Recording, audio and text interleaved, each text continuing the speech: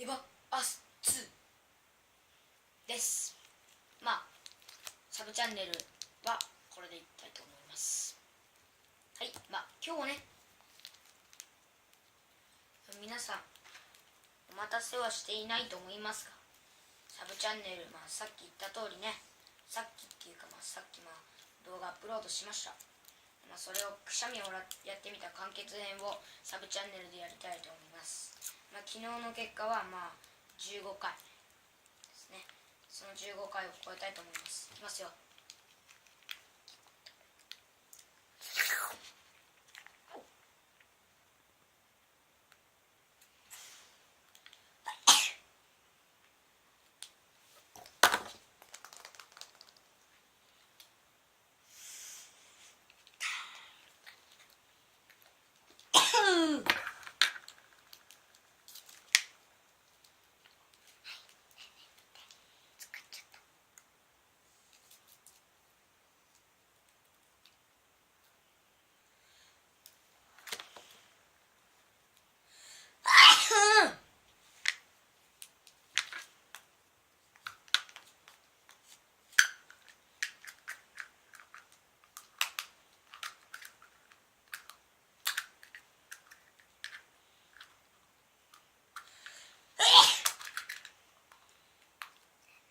これで何回目だ？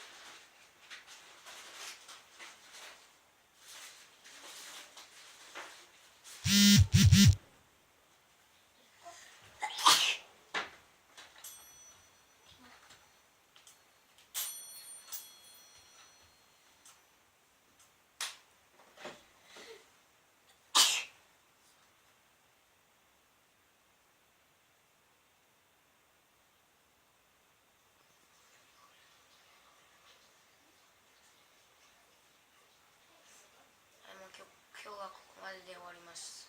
明日の動画も楽しみにしておいてください。ではさようなら。サブチャンネル、メインチャンネル登録よろしく。